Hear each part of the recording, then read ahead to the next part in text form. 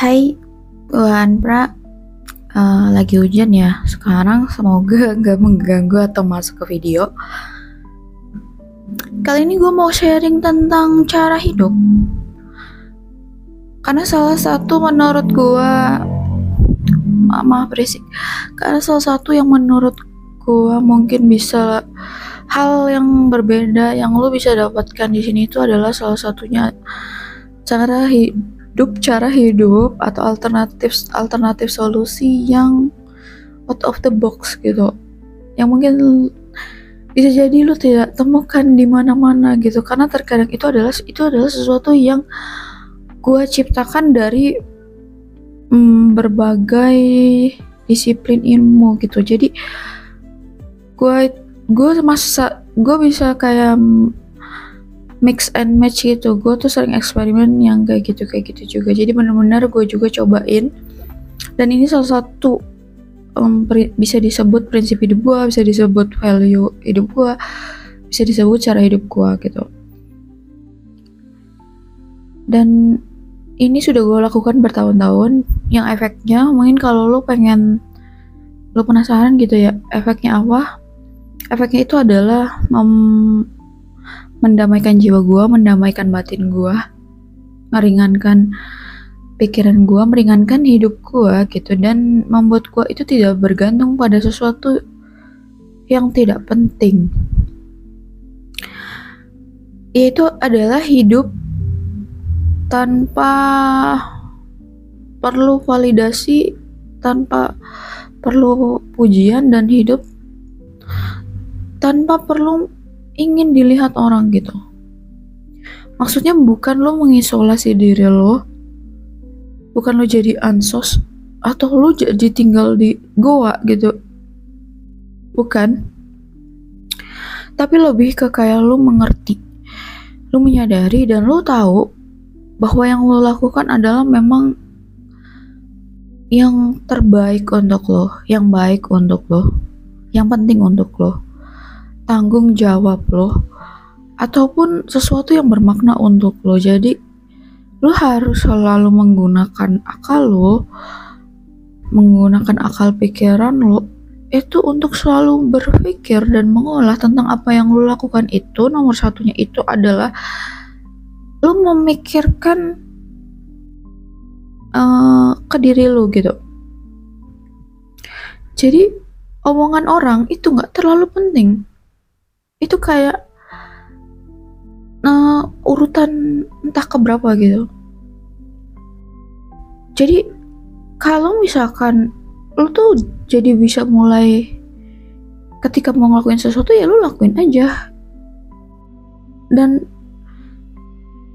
walaupun misalkan tanpa ada orang yang ngeliat yang lo lakuin, walaupun tanpa ada yang memuji gitu, walaupun tanpa ada yang misalkan motivasiin, nyemangatin, karena lo tahu gitu bahwa ini sesuatu yang memang harus lo lakukan.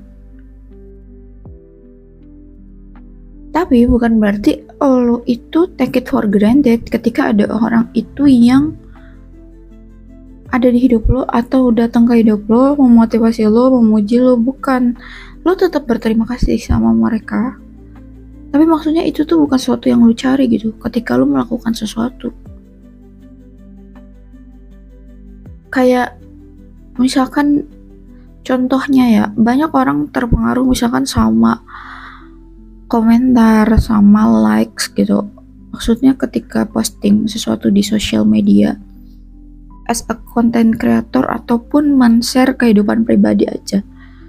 Nah, coba kalau memang tadinya lu kayak gitu, lu coba untuk tidak peduli orang mau nge-likes kek, orang mau nonton kek.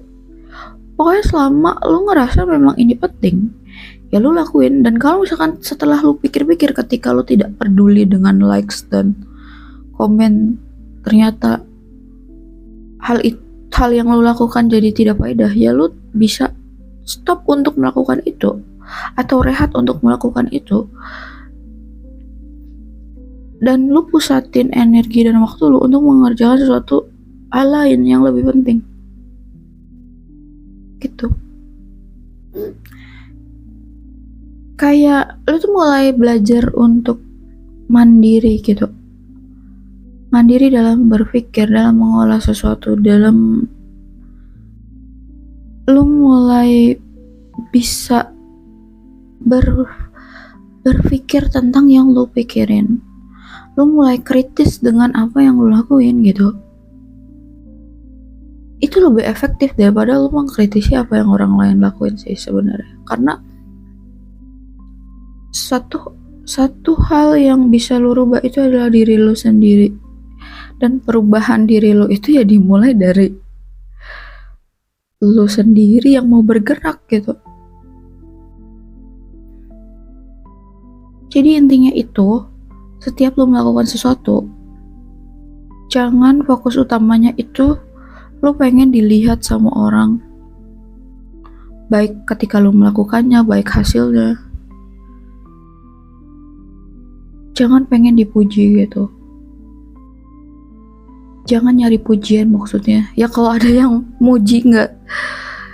Ya kalau misalkan ada momen dimana tiba-tiba ada yang muji, ya nggak apa-apa, lu berterima kasih gitu loh. Karena mungkin dia mengapresiasi yang lo lakukan. Cuman maksudnya even tidak ada pujian pun, ketika waktunya lo harus melakukan ya lakukan gitu. Lu belajar mulai mendisiplinkan diri lu sendiri. Lu belajar untuk konsisten. Lu belajar untuk istiqomah. Tapi itu tuh karena kesadaran diri lu gitu. Jadi ini tuh mengaktifkan kesadaran diri lu juga gitu. Jadi lu gak harus kayak nungguin semua orang melakukan ini baru lu kan ngelakuin. Ya enggak, lu cari, lu pikirin, lu temukan sesuatu yang menurut lu penting. Bahkan kalau perlu lu eksperimen aja. Misalkan ada listnya, lu eksperimen, lu lakuin satu-satu gitu. Mending waktu tuh dipakai buat yang penting, tahu? Kayak gitu. Jadi jangan sampai ketika misalkan gue pernah baca bahwa orang yang hidupnya dari viral ke viral gitu ya, atau mindset viral gitu, itu sebenarnya orang-orang yang dangkal gitu. Karena mereka tuh hanya ada di permukaan, dan namanya tuh logika mitis. Karena hidupnya hanya mengikuti sesuatu yang viral aja gitu. Dan itu sebenarnya dilakukan oleh orang-orang zaman dulu ya gitu. Ya sebagai manusia yang terus berkembang dan dengan perkembangan zaman yang pesat, harusnya lo mulai menyesuaikan juga gitu pikiran lo. Bukan berarti menghindari sesuatu informasi yang ada atau teknologi yang ada, tidak. Tapi lo tuh bisa selalu memfilter, mengkurasi secara cerdas dan bijaksana. Gak selalu semua yang orang lu lakukan, semua orang yang bukan selalu yang kebanyakan orang lakukan itu udah pasti baik dan benar. Jadi lo harus selalu sadar untuk mengaktifkan logika dan akal sehat lo gitu. Ini yang gue sebut bahwa salah satunya mengapa gue itu selalu kritis sama status quo, sama harapan sosial, sama norma sosial atau sesuatu yang viral gitu. Karena terutama tentang menurutku ini salah satu kelemahan dari negara Indonesia itu pakai demokrasi ya. Karena demokrasi itu kan menentukan suara terbanyak. Viral juga gitu kan.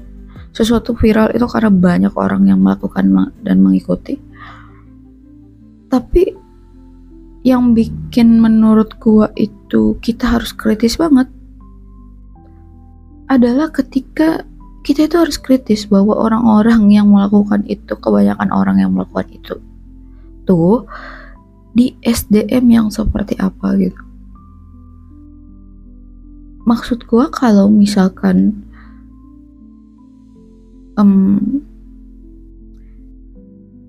tingkat intelektualnya gimana, wawasannya gimana gitu. Jadi tidak selalu kuantitas itu menentukan kualitas. Ada, tapi tidak selalu. Jadi harus kritis gitu. Contoh ya, gue kasih contoh.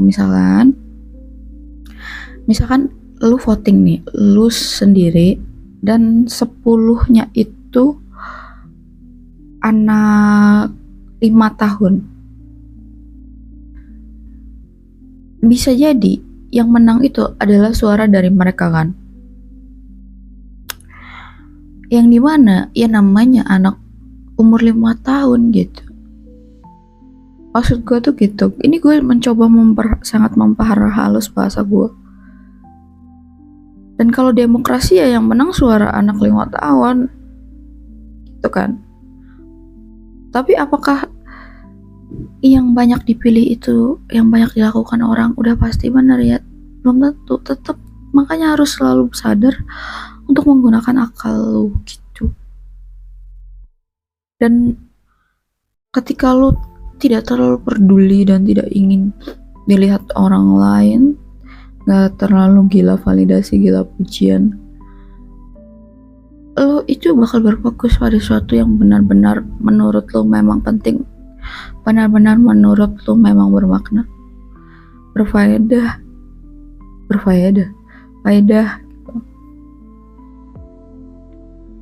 Nggak habis karena ngikutin apa kata orang, apa omongan orang, karena itu nggak terlalu penting sebenarnya.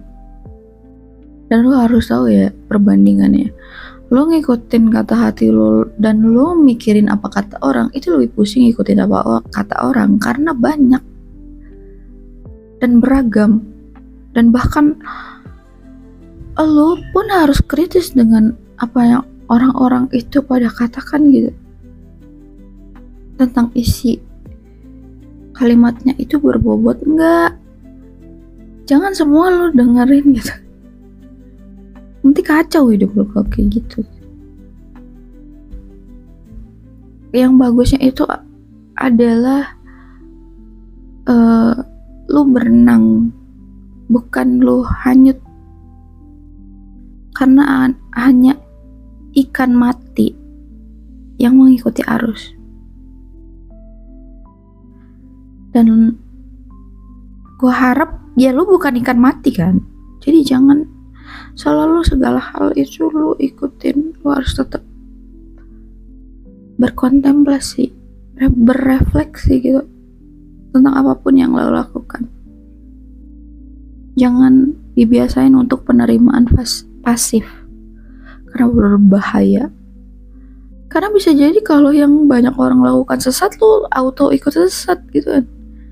Jadi yang gue bilang, tetaplah hidup dengan kesadaran dan akalnya selalu dipakai. Belajar hidup dan berpikir pakai logika juga, pakai akal sehat juga. Karena yang bisa menyelamatkan hidup lo ya lu sendiri sih.